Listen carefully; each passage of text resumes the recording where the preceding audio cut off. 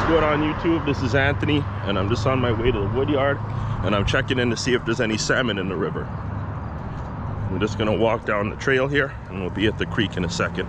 I've never actually been to this creek. Let me check my bearings here because there's two trails. There's one going one way, the one going the other. They both lead to the river, I bet you, but I'm trying to get to a little bend here. Let me look at the map. Okay, so I think it's best if I go on this trail straight. There's more of a paved path here. You know what, let me walk over here. You can hear the water rushing too. It's been raining all day. There's some black locust trees. And there's a big willow. Not too big on diameter. There's a sugar maple.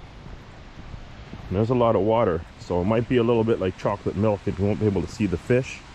You'll kind of see their backs and you'll see them swimming around and stuff. Yeah, the water's not too muddy.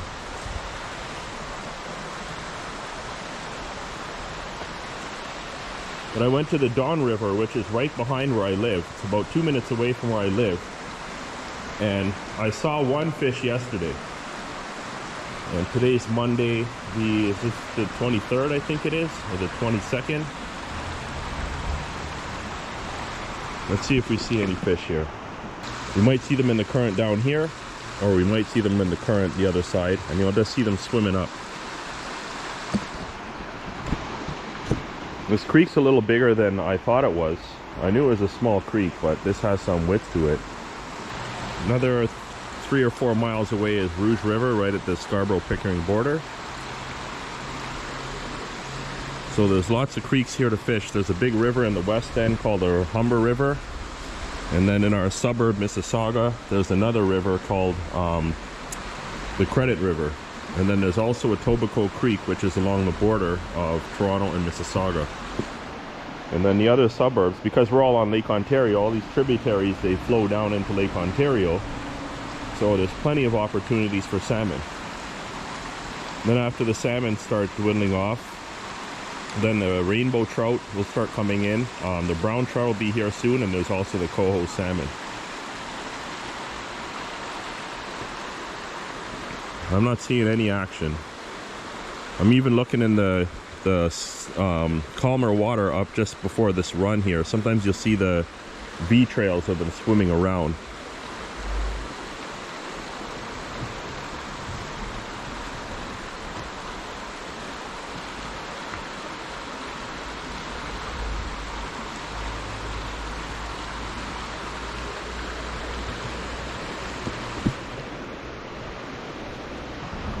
Let's get closer to the water here. What are you doing? Keep an eye out for the fish. The salmon start coming in. Oh, right. How would you know this is the place? Sorry? How would you know the fish is going to be right here? This time of year when it rains, they come in. Yeah, this is like the first rain for like going into fall. So they're going to start coming. It's a little early now because it's the first rain, right? But anytime, yeah, anytime it rains from now till October, you're gonna see the salmon, right? And yeah. The device you have, it tells you where the fish is or what? It's camera. Oh, it's the camera. Yeah. Yeah. GoPro. GoPro. Yeah. Okay. Yeah. What's going on YouTube? This is Anthony and I'm here at the tree service company picking up some wood. For those who haven't seen this channel before, I come here regularly to pick up wood. Well, I wouldn't say too much regularly, but every now and then they have some good wood. So I already have a little bit of red oak on the truck. Let me show you that.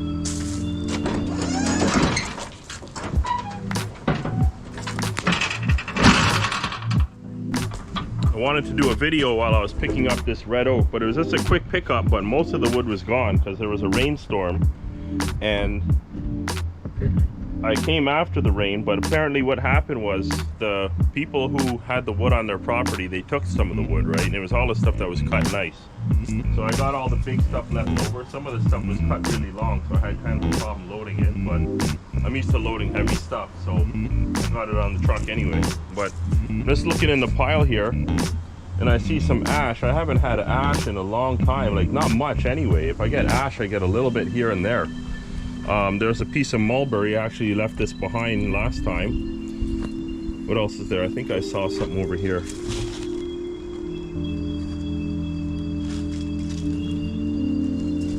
Oh yeah, there's a piece of cherry here. And what else?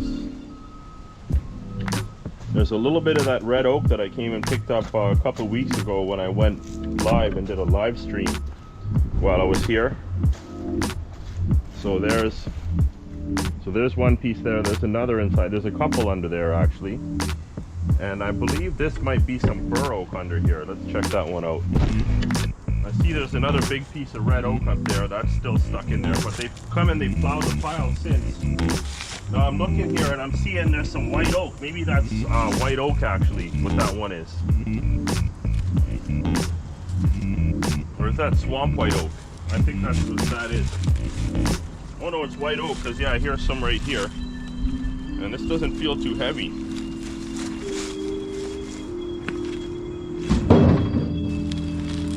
I'm always looking for a mix of wood, so I've had tons of oak, I've had tons of sugar maple. I like my diversity, you know?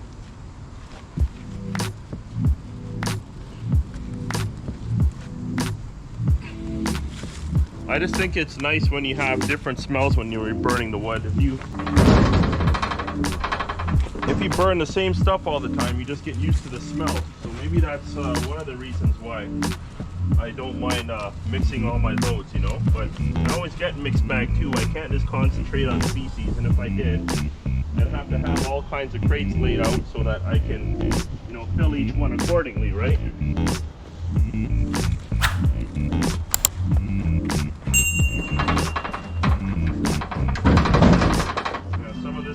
Dodgy. I'm gonna have to try and push some blocks down, I guess, just to get at the ones underneath.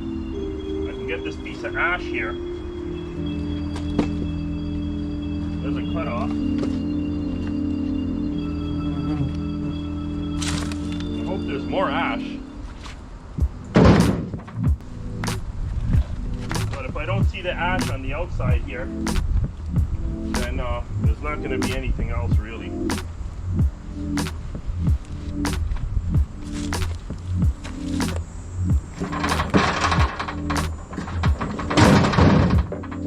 While I go up to the wood yard, I'm going to actually deliver my first load of wood to a tree cutter who's actually giving me this supply. So I got to take it to his house. He wants a load cut, split, and season. They're going to drop one on for him.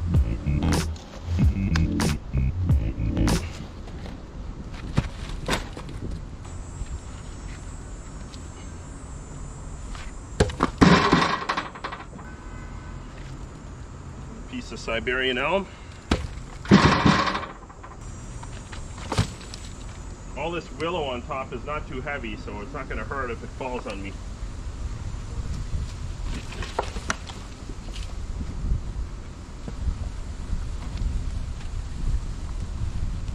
A lot of this oak that I got went for boiler wood. I did have a lot of straight stuff that I cut up. And then I threw that through my homemade splitter. And then I had one block that was a little crooked from a different load, and it broke the machine.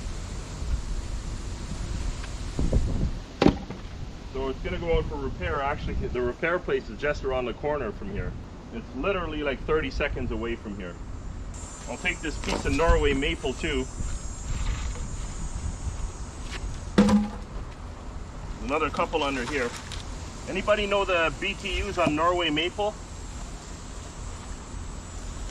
I mean, it's not a species that grows a lot naturally in the wild, but there's just tons of them in the city because they're good shade trees with all the heavy foliage.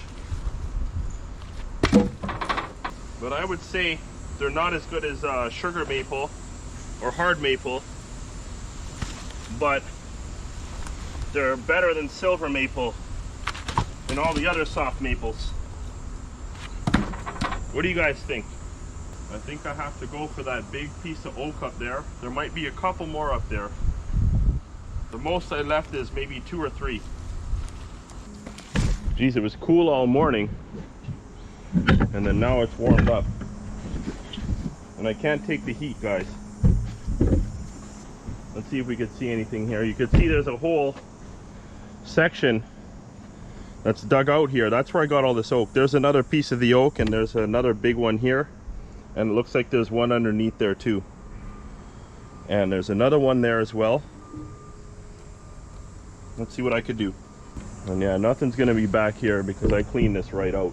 Late August, all the cicadas are out. They've been out for a while now, but that's like the end of summer, symbolizing that anyways. And the summer's just too short for me. As a bass fisherman, our season opens for bass in the middle of June, or say the third week, the third Saturday of June. So I get out July 1st, and that's my first trip. If I'm lucky, I can go away on the first weekend in August. That's a holiday here. But I don't usually get out that time. And then there's Labor Day trip coming up. And that's it for me. So I get 6 days of bass fishing for the year. And that's like nothing. I'd like to get out more, but you know, the problem is going out for a day trip. It's just too costly for a day trip. I mean, I could go on the Great Lakes and Lake Simcoe for smallmouth, and that's closer. Lake Simcoe is as big as my city, and there's good bass fishing there. I can start at the bottom of the lake. That's only half an hour from where I live. But it's big water, and it can get pretty turbulent, so you know, there might be days where you have the time to get out there, but the water's too choppy.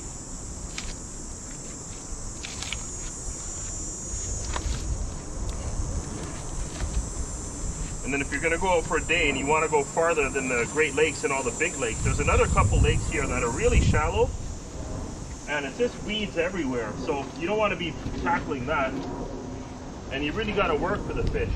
If you go like an hour and a half, yeah, it's going to cost you like $200 in fuel for the day. Yeah, there's a big piece of oak under here. I think I'm going to get this one. Yeah, the one lake I like to go for pike is like 2 hours away. And it's up in the Highlands, so it's costing you extra gas to get up into the elevation. What's that, a big piece of white oak down there? I think it is. It's hollowed out too. I can probably get it.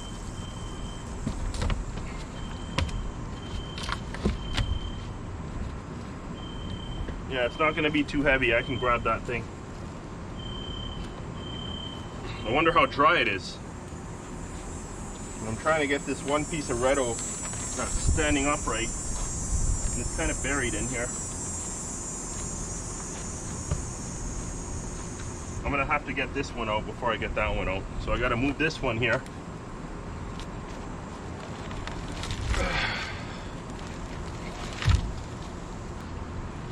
Now I can get this oak.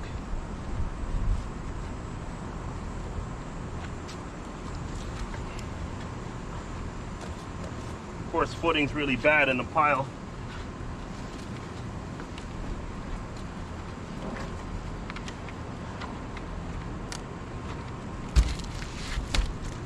Well, this is longer than I thought, this piece. There we go.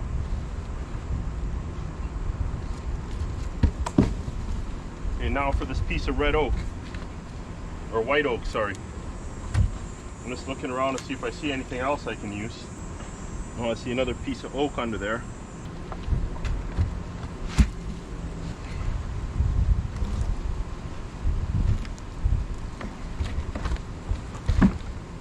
There's another piece under here.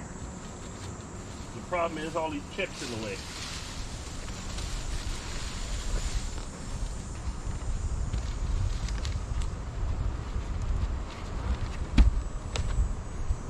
What I hate about coming here is everything's so big, you know?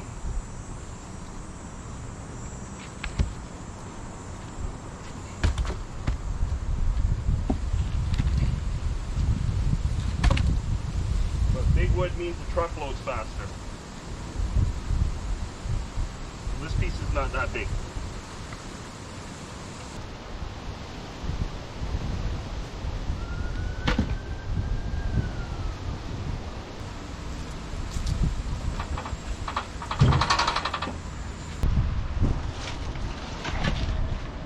Actually just got a load of cherry the other day. A bunch of it is rotten. So I'm gonna have to peel through it during the day where I could see it better. Because some of the stuff is rotten in the center, and you don't want to use that for the smoker wood, right? Like the small diameter branches. There's a little bit of rot right in the center.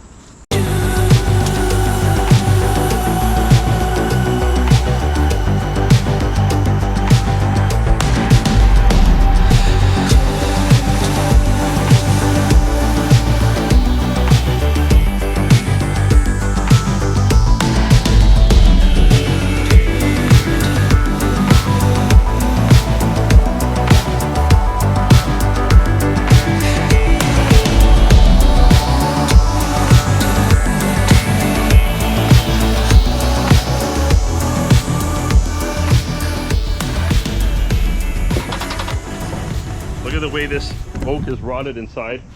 Let me get it in the sun for you. It's almost like a winding staircase going down in there. And I think what's happened is a section that's rotted out, it's being pushed out in the bottom here. So let's see if I can hammer something in there and push it out. Yeah, there we go. Might as well get rid of some waste while I'm here.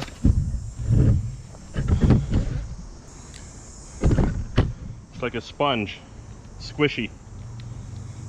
All right, last piece, let's get it on.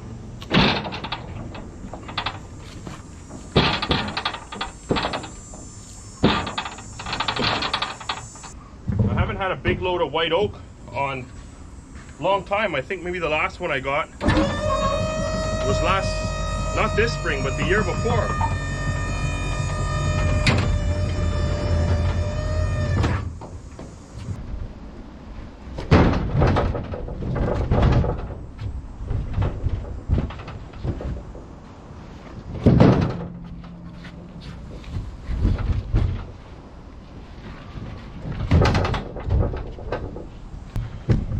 All right, there we go. Norway maple, red oak, white oak, mulberry, cherry, pear, and ash. So anyways, thanks for watching, guys. Like, subscribe, share, comment, and all that good stuff.